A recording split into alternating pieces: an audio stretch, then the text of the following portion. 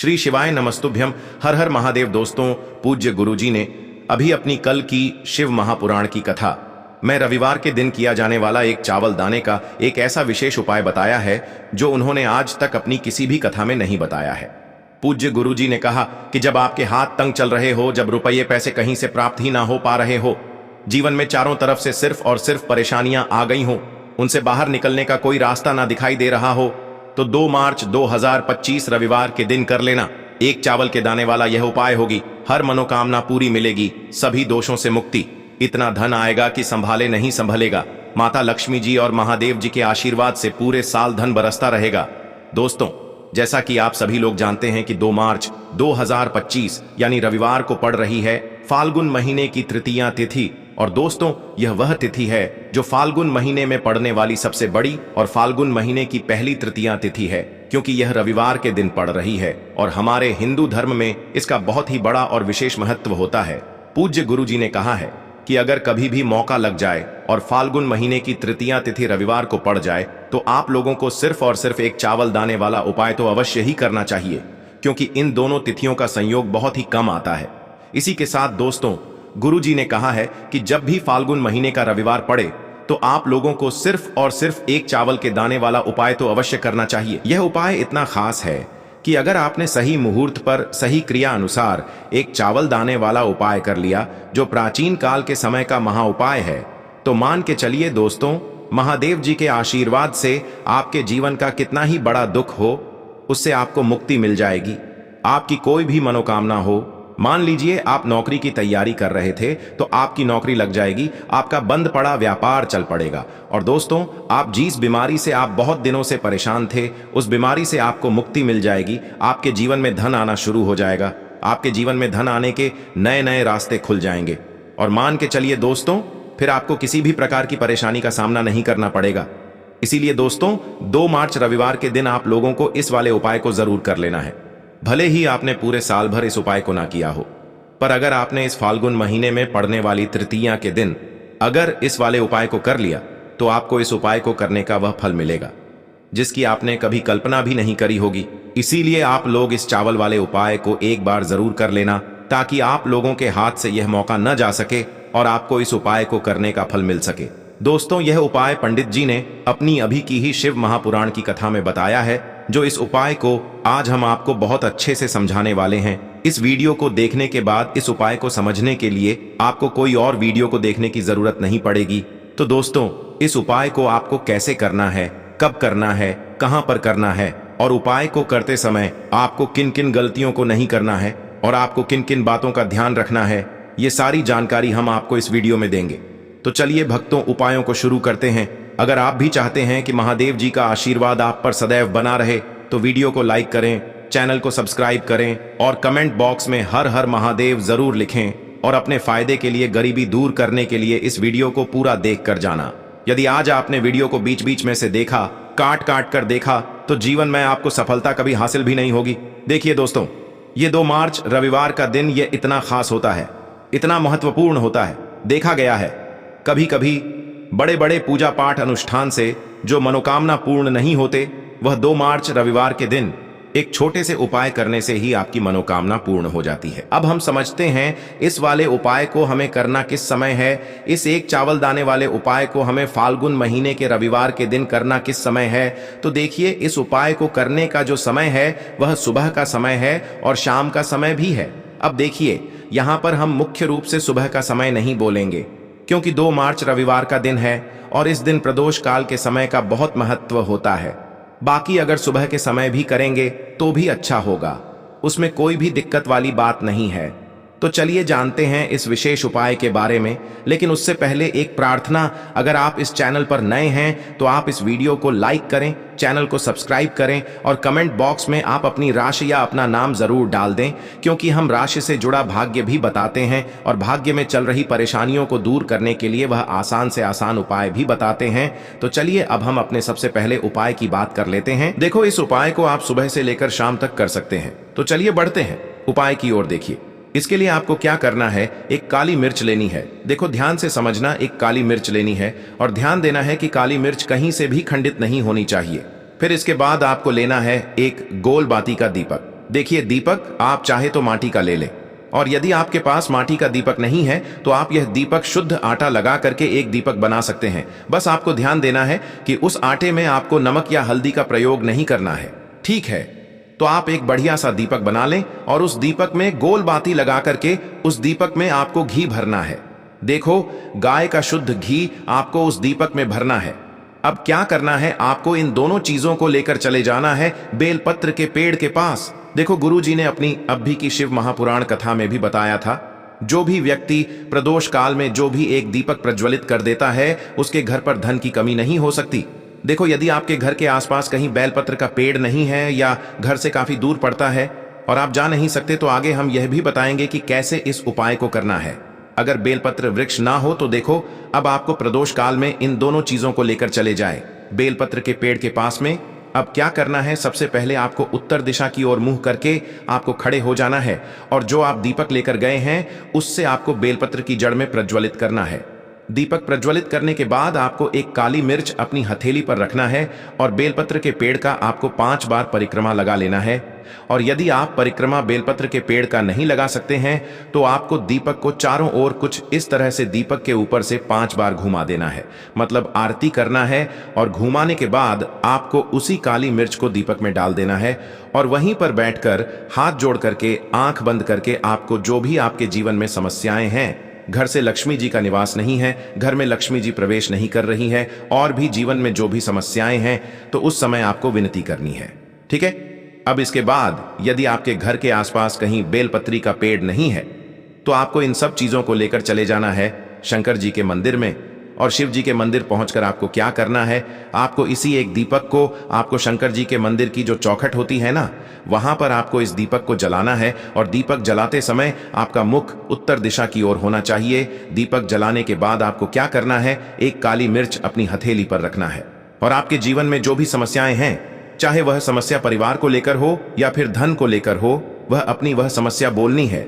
और बोलने के बाद आप उसी काली मिर्च को दीपक में डाल देना है और आपकी कामना पूर्ण हो जाए, घर में लक्ष्मी जी का निवास हो, ऐसी कामना आपको कर लेनी है। देखिए, शंकर जी की मंदिर की जो चौखट होती है ना, उसमें 33 कोटि देवी देवता निवास करते हैं।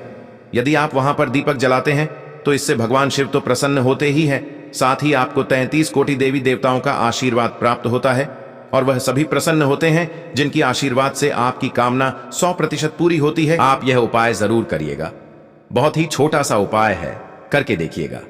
देखिए, अब हम जान लेते हैं गुरुजी द्वारा बताए गए दूसरे उपाय के बारे में। इस उपाय के लिए आपको मात्र 2 लौंग लेनी होगी, यानी कि आपको एक लौंग का जोड़ा लेना है। 2 फूल वाली आपको लौंग लेनी है। लौंग का जोड़ा कहीं से भी खंडित नहीं होना चाहिए, इस बात का ध्यान रखें। इसी के साथ में आपको लेना होगा लाल चंदन का पाउडर। देखिए, यदि आपके पास लाल चंदन की लकड़ी है तो उसे घिसकर भी आप चंदन के रूप में प्रयोग कर सकते हैं।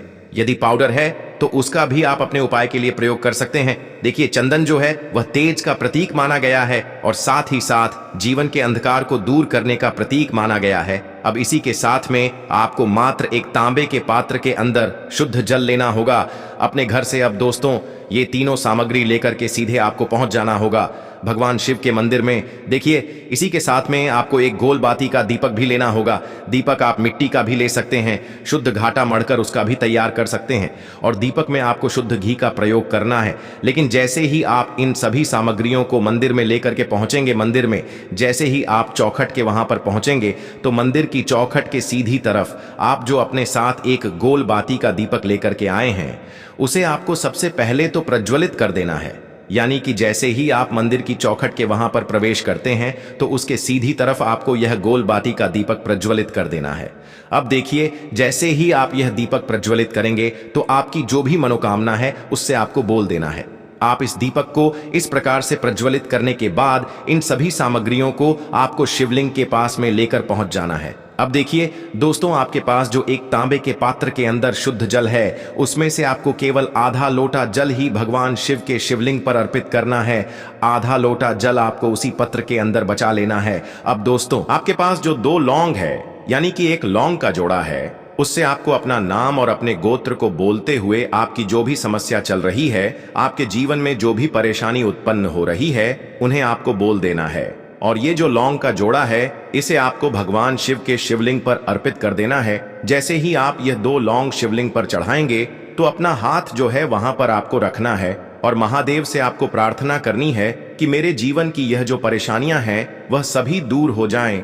यानी कि आपके जीवन में धन की संबंधित परेशानी चल रही है, कर्ज की समस्या चल रही है, बच्चों का पढ़ाई लिखाई में मन नहीं लग पा रहा है, घर के जो आर्थिक संकट है वह सभी दूर हो, व्यापार आपका ढंग से नहीं चल पा रहा है, घर में रोग की स्थिति बनी हुई है, यानी कि जिस भी प्रकार की आपकी समस्याएं हैं उसे आपको महादेव से बोल देना है और महादेव से इन सभी समस्याओं को दूर करने के लिए आपको प्रार्थना कर लेनी है। अब देखिए दोस्तों, आपने जो 2 लौंग शिवलिंग पर समर्पित की थी उसे आपको वहां से उठा लेना है और इन दोनों लौंग को आपको शिवलिंग से उठा करके सीधे उससे जल के पात्र के अंदर डाल देना है। यानी कि आपने आधा लोटा जल और बचाया हुआ था उसी के अंदर आपको यह 2 लौंग डाल देनी है और साथ में आप जो लाल चंदन लेकर के आए थे उस लाल चंदन को भी आपको उसी पात्र के अंदर डाल देना है। यानी कि आधा लोटा जल और बचा हुआ है तो उसी आधे लोटे जल के अंदर आपको यह लाल चंदन भी डाल देना है। अब देखिए, इस आधे लोटे जल में है जिसमें आपने 2 लौंग डाली है, लाल चंदन डाला है, उसे सीधे लेकर के आपको पहुंचना है बेलपत्र के वृक्ष के वहां पर। देखिए, बेलपत्र का वृक्ष यदि आपके घर पर है तो वहां पर आपको आ जाना है, आपके घर के आसपास कहीं भी है तो वहां पर आपको पहुंच जाना है और उसके बाद आपका जो मुख है वह उत्तर दिशा की ओर होना चाहिए और उसके बाद आपको अपना नाम और अपने गोत्र को बोलना है और पुनः अपने जो भी परेशानियां शिवलिंग के पास में बोली थी उन्हें आपको वापस से बेलपत्र के वहां पर भी बोल देनी है। और यह जो आधा लौटा जल और है इससे आपको पूरा बेलपत्र के वृक्ष की जड़ में श्री शिवाय नमस्तुभ्य इस मंत्र का जाप करते हुए समर्पित कर देना है। तो बस इतना सा उपाय आपको करना है, जो भी आपकी परेशानी है, समस्या है, उससे महादेव निश्चित ही दूर करेंगे। अब दोस्तों, हम जान लेते हैं तीसरे चमत्कारी और विशेष उपाय के बारे में। देखिए, यह उपाय बहुत ही चमत्कारी है क्योंकि इस उपाय से आपके जीवन में तेज की वृद्धि होगी, यानी कि जीवन से जितना भी अंधकार है वह सभी दूर होगा। तो इस उपाय के लिए आपको मात्र एक गुड़ का टुकड़ा लेना है। गुड़ का टुकड़ा आपके जीवन में तेज की वृद्धि करता है और साथ ही साथ आपके जीवन से जो अंधकार है उसे दूर करता है। इसी के साथ में आपको एक चावल दाना यानी कि अक्षत का दाना लेना है। यह चावल का दाना आपके जीवन में सुख शांति को लेकर के आता है, आपके जीवन में धन की जितनी भी परेशानियां हैं उन्हें समाप्त करता है। इसी के साथ में आपको मात्र एक हरा मूंग लेना है। हरा मूंग जो है वह बुध ग्रह को प्रसन्न करता है। देखिए, हरे मूंग का उपाय करने से बुध ग्रह मजबूत होता है और बुध ग्रह के मजबूत होने से बुद्धि, ज्ञान और विवेक की प्राप्ति होती है। तो ये तीनों ही सामग्री आपको एक एक लेनी है, यानी कि एक गुड़ का टुकड़ा, एक चावल का दाना, एक हरा मूंग आपको लेना है। देखिए, हरा मूंग का दाना और चावल का जो दाना है वह आपको सबूत लेना है, खंडित नहीं होना चाहिए।